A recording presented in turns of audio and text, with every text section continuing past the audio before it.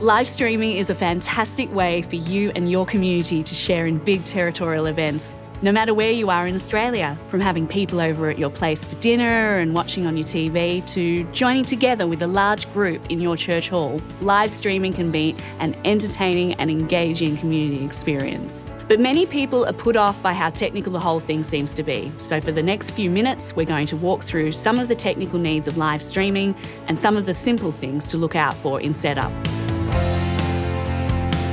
For live streaming, there are 3 basic things you'll need: a computer with an internet connection, a screen, and a sound system. Most church halls will have these 3 things installed already, and televisions have the screen and sound system built in. Obviously, that makes life a lot easier, but if you're setting up from scratch, the biggest question you have to ask yourself is, how do these 3 things connect? Connections can vary, depending on the make and model of the equipment. But when dealing with connecting a computer, you're usually going to be dealing with VGA, DVI, or HDMI. VGA is common to older computers and is the monitor cable you're probably the most familiar with. The connection carries only picture, so we'll need to deal with sound separately. DVI is common with newer computers, but functions pretty much the same as VGA. HDMI is the most recent form of connection and will generally carry picture and sound to your television. Before going to set everything up, you should check to ensure that your computer and screen have the same kind of connection. After connecting your computer to the screen, you will often have to restart your computer. You may also need to set up the new screen. This will vary from computer to computer, but on most Windows machines, you right-click on the desktop and select Display Settings or Screen Resolution in the pop-up menu. The display window will then walk you through setting up the new screen. To connect the sound system to your computer, you will generally be dealing with an audio jack.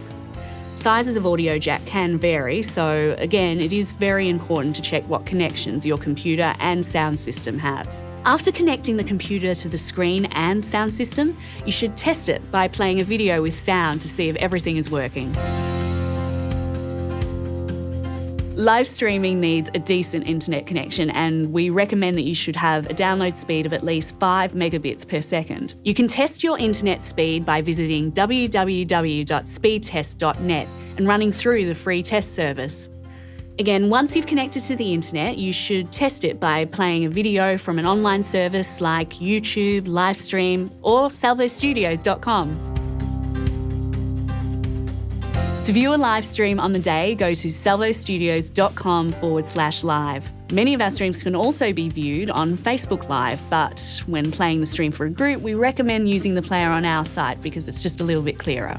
About half an hour before the beginning of the event, Salvo Live will start playing a pre-roll, which will allow you to make sure your system is working properly. This is also a good time to test your sound levels. If your internet connection is slow and you're having trouble with playback, you can try dropping down the quality of the stream by clicking the HD icon at the bottom right of the video window and clicking 480p or lower. When playing a live stream, please ensure that it is the only thing running on your computer. Close down all other programs beside your internet browser and only have the live stream page open with your internet browser. If the stream freezes during playback, the first thing to do is try refreshing the page in your internet browser. This will resolve any buffering issues most of the time. If problems persist, it is likely a problem with the internet connection. As the live stream plays, there is a live chat window where you can ask questions about any technical issues you may be having. The chat window can be displayed or hidden by clicking the speech bubble icon at the top right of the video window. Finally, we have some don'ts we'd like you to keep in mind. First, don't leave it to the last minute. Try setting up your system days, even weeks before hosting an event. This way you can find and address as many issues as you can. Don't do it alone. Identify the people in your faith community who can help with video, computers, and other technical needs and get them on board. Don't use internal computer speakers to play to groups. These are designed for one person sitting right next to it, not many people sitting at a distance. And finally, don't panic.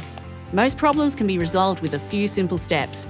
And if they can't, people will understand. We hope you found this all straightforward. If you have any questions, feel free to email us at salvo.studios@aus.salvationarmy.org. Enjoy the show.